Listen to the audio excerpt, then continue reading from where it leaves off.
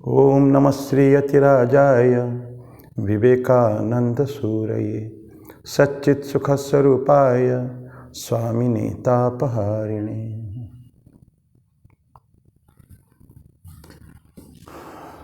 भगवान श्री रामकृष्ण देव, जगत जननी माँ शारदा जी और स्वामी विवेकानंद जी को मैं मेरा प्रणाम अर्पित करता हूँ।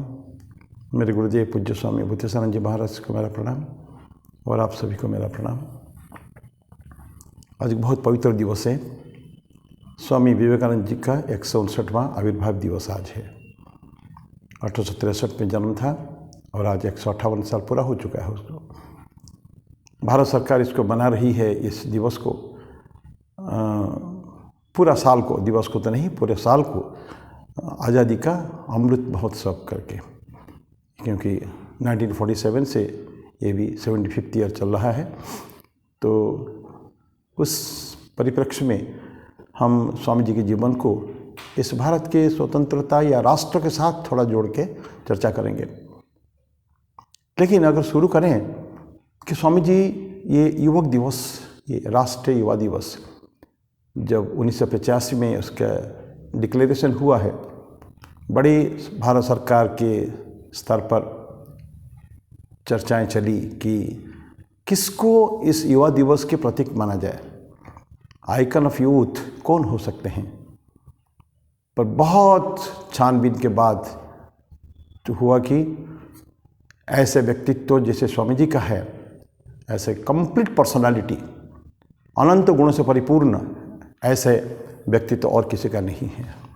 कोई विभिन्न विधाओं में, कोई विधाओं में कोई महत्वपूर्ण थे, अच्छे थे, लेकिन सारे, और विशेष करके स्वामी जी के राष्ट्र के प्रति जो कंट्रीब्यूशन, उनका जो अवदान है, विशेष करके हिंदुत्व को भारतीय तक जो है उन्होंने एक अंतर्राष्ट्रीय पटल पर उन्होंने पुनर्स्थापित किया है। तो सुप्त प्राय हमारे जो हिंदुइज्म, हमारे जो सनातन धर्म, इसको उन्होंने जगत में समक्ष उपस्थापित किया है। ये एक बहुत बड़ा कंट्रीब्यूशन उनका, और राष्ट्र के प्रति भी, राष्ट्र के विशेष करके तत्कालीन जो स्वतंत्रता संग्राम जो थे, चल रहा था घनघोर, और सारे स्वतंत्रता सेनानी जी थे, बड़े बड़े जो थे लीडर्स, चाहे गांधी हो, चाहे सुभाष हो, चाहे बाल गंगाधर तिलक हो, राजगोपालाचारी जी हो, कितने भी, many you name and that person got inspiration from Swami ji, ये पक्का है। तो इसलिए स्वामी जी के जीवन का इस थोड़ा सा हम लोग चर्चा करेंगे। प्रश्न कि स्वामी जी युवा थे, सन्यासी थे, तो सन्यासी को फिर राष्ट्र क्या और क्या, वो तो सभी के ऊपर है। रेनन्सिएशन, सबको त्याग कर दिया ना, समाज को, अपना नाम, यश, सबको तो त्याग कर दिया उन्होंने। तो लोग साधारणतः सन्यासी लोग रिनाउंस कर देते हैं, देश को भी। नहीं, स्वामी जी नहीं कर पाए। स्वामी जी ऐसे सन्यासी नहीं थे जो सब कुछ त्याग कर सकते थे, बिकॉज उनके लिए भारत ये मुख्य धारा थी उनके। कहा जाता है, निवेदिता बोलती है कि स्वामी जी के जो जीवन का संगीत, वो 3 मुख्य नोट उसमें हैं: गुरु, शास्त्र एंड मातृभूमि। भगवान श्री रामकृष्ण देव की महानता, उनके कंट्रीब्यूशन। शास्त्र, स्वामी जी महान शास्त्रज्ञ थे, भारतीय शास्त्र और पश्चिम शास्त्र के ज्ञाता थे।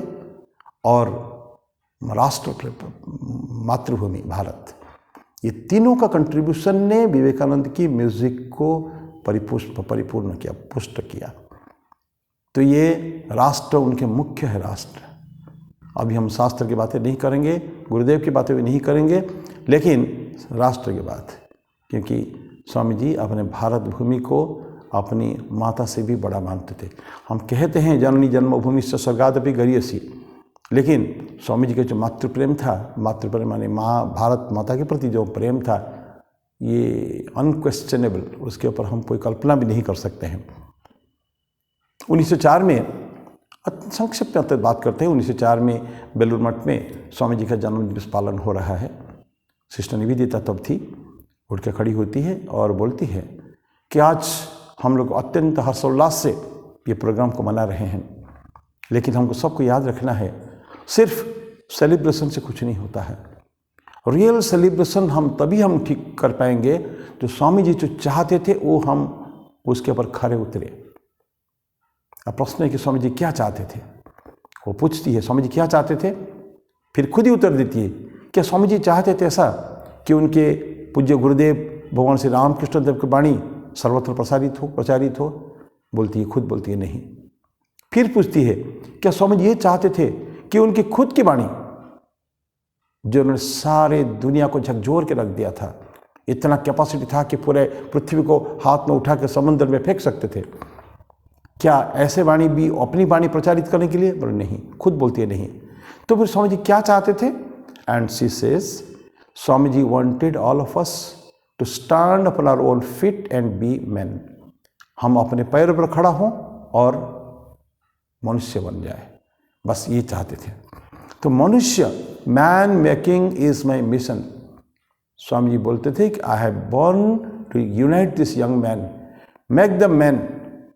बाकी बहुत कुछ बोले हैं, and this I shall do और डाई, ऐसा बोल स्वामी जी कि वो मैं करूँगा। एंड इतिहास साक्षी है, स्वामी जी ने भरपूर प्रयास किया और हजारों लाखों लोगों ने उनके पीछे पीछे चले। तो एक अलग धारा उन्होंने बना दी। जैसे मैंने बोला, भारत को और भारत की सभ्यता को, भारत की संस्कृति को, भारत की विरासत को, हमारे सनातन संस्कृति को उन्होंने अंतर्राष्ट्रीय पटल पर रखा मतलब जो गौरव के साथ रखा उन्होंने, जिसको हम सनातन धर्मी जो भारतीय जो तथाकथित हम लोग भूल जा रहे थे, उनको उन्होंने रखा उसके ऊपर। 2-3 गुण और अगर उनको गुण लिया जाए, एक डायनामिज्म, यूथफुल, हमेशा चिर युवा स्वामी जी, युवा ही उनके मृत्यु भी महासमाधि में 39 साल में 40 साल नहीं देखे हैं। स्वामी जी कहते थे, आई शैल नॉट लिव टू सी 40, मैं 40 साल कभी देखूंगा नहीं। और ये इनका प्रोफेटिक वाणी थी उनकी। तो जबरदस्त कार्य, क्रियाशीलता, continuously working throughout his life, dynamism, tireless energy, अक्लांत अथक परिश्रम। हम कल्पना जो स्वामी जी के जीवन से परिचित है, कितना काम किया, super human struggle, super human, साधारण मनुष्य के लिए संभव नहीं है। आइडियलिज्म, आदर्श जीवन, संपूर्ण आदर्श भरा जीवन उनका है। अनंत गुणों की परिपूर्ण स्वामी जी, हर गुण में परफेक्शन उनका है, कोई सा भी गुण ले ले। पेट्रियोटिज्म उनका, विशेष करके देश प्रेम, जिसके बारे में चर्चा आज करना चाहिए, राष्ट्र प्रेम के बारे में। राष्ट्र को इतना स्वामी जी उनका है, देखिए, राष्ट्राय स्वाहा इदम राष्ट्राय, हमारा कुछ नहीं इसमें, सब कुछ राष्ट्र के प्रति है, इस देश के प्रति, देश हम सब के ऊपर है, ये राष्ट्र के प्रति। और स्वामी जी का राष्ट्र प्रेम अतुलनीय है। भारत को प्यार करते ही स्वामी जी थे, बहुत प्यार करते थे भारत को। सिस्टर निवेदिता बोलती है, मैं जब से स्वामी जी के पास आई हूँ, तब से उनके अंदर एक धधकती हुई आग जलती हुई मैं देख रही हूँ। वो आग किसके लिए है? अशांत चित्त उनका है। तो वो आग है भारत की जो दुर्गति, दुर्दशा उसके ऊपर है, और उसका समाधान भी नहीं निकलने का कैसे निकला जाए समाधान उसका, कैसे हम लोग भारत को गौरवान्वित कर सके, कैसे भारत को उस उज्जवल सिंहासन पर बिठा सके, इसके बारे में स्वामी जी की जो चिंताधारा, ये हमेशा एक अग्नि के समान है।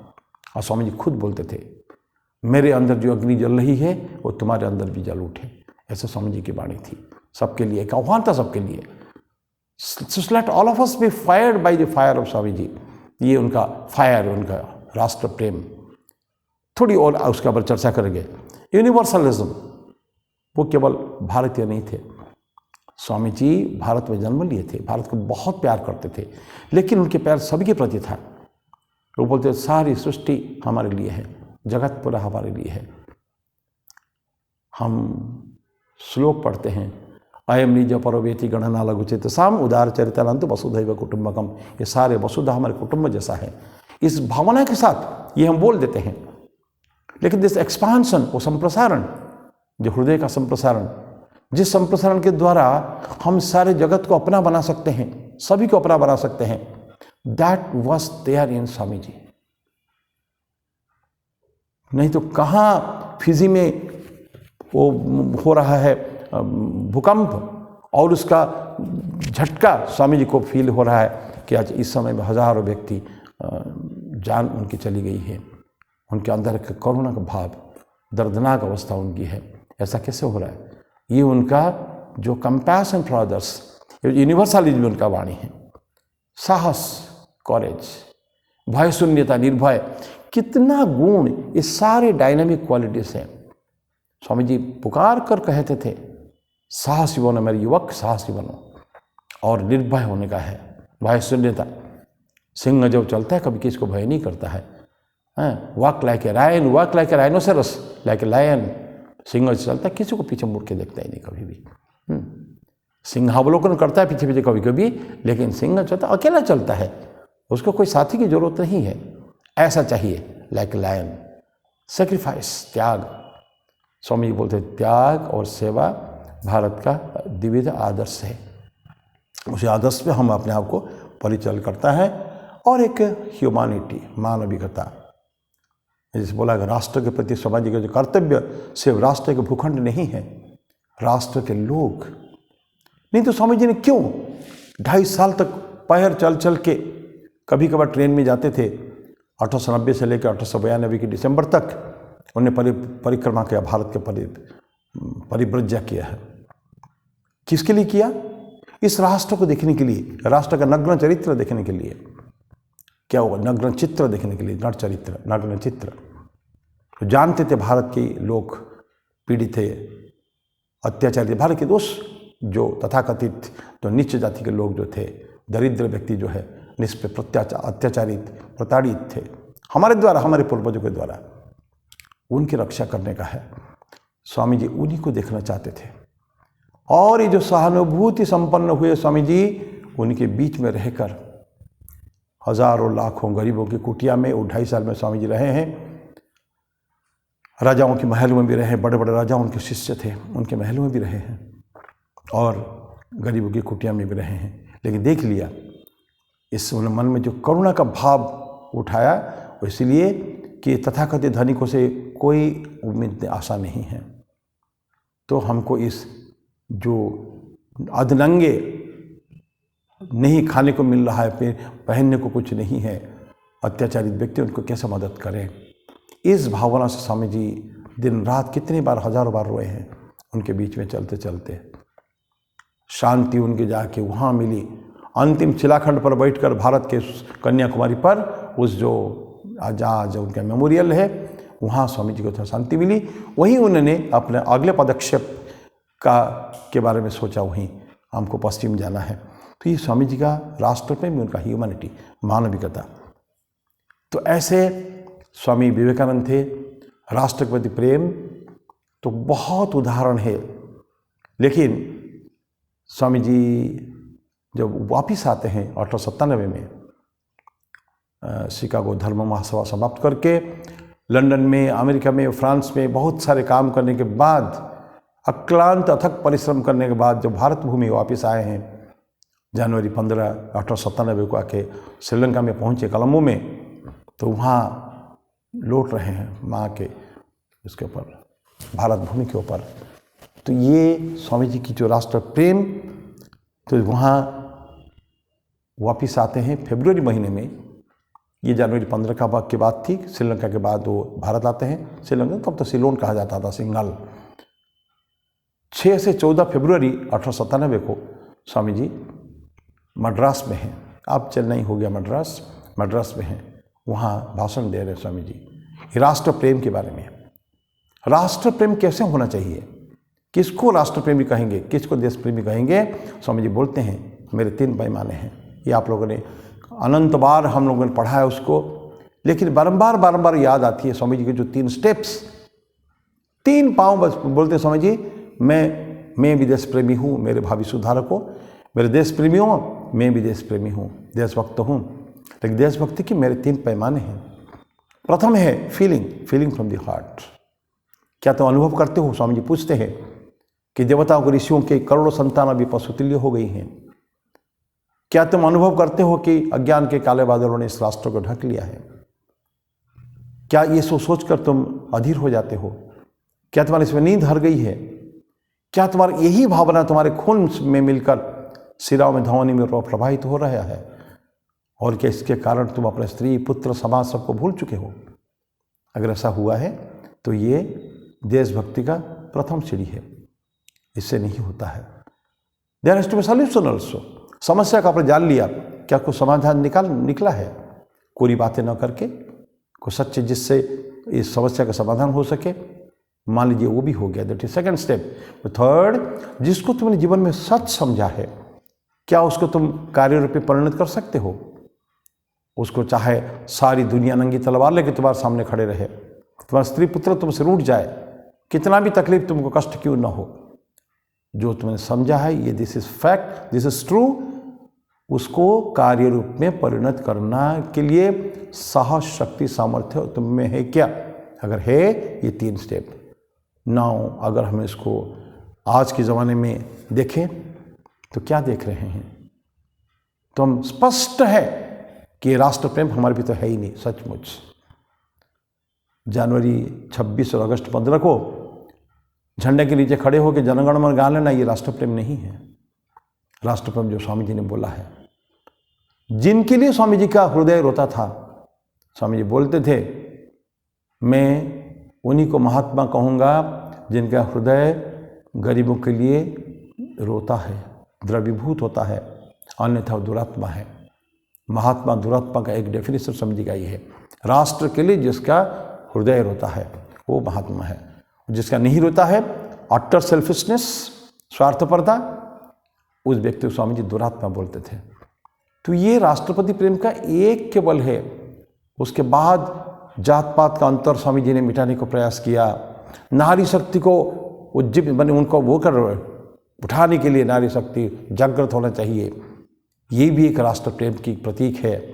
और सबसे बड़ा प्रतीक है सेवा, जिसके फीलिंग्स के बारे में स्वामी जी ने बताया है, अनुभव करने की शक्ति। उन गरीबों के लिए उनकी सेवा, भूखे पेट में भजन नहीं होता, भगवान श्री रामकृष्ण देव ने कहा था। तो स्वामी जी ने इसलिए बोला था कि किस तरह की सेवा करना है कि अगर दरिद्र के पास धर्म लेना है, कोरा धर्म उनको नहीं देने का है, उनके बेयर मिनिमम नेसेसिटीज उनके जीवन में हमको देने का है। गरीबों के पास धर्म लेना है, उनको रोटी के रूप में ले जाओ, भूखे के पास। बीमार के पास धर्म लेना है तो उसको औषधि के रूप में ले जाओ, कपड़े के रूप में ले जाओ। जिसको जिसकी आवश्यकता है उसको देने का प्रयास करो। और 1897 जब स्वामी जी 1 मई को रामकृष्ण मिशन बनाते हैं, उनके गुरुदेव भगवान श्री रामकृष्ण देव ने कभी दक्षिणेश्वर में नरेंद्र नाथ के बाल्यकाल में यौवन अवस्था में बोला था, शिव ज्ञान से जीव सेवा। उसी को ध्यान में रखते हुए आज रामकृष्ण मिशन बना रहे हैं। 1 मई को बोध वाक्य दे रहे हैं कि आत्मन मोक्षार्थम जगत हिताय च, अपनी मुक्ति के लिए भी, जगत का कल्याण के लिए भी। ये स्वामी जी का और बना के उसके बाद तो इतिहास साक्षी है कितना काम करते हैं।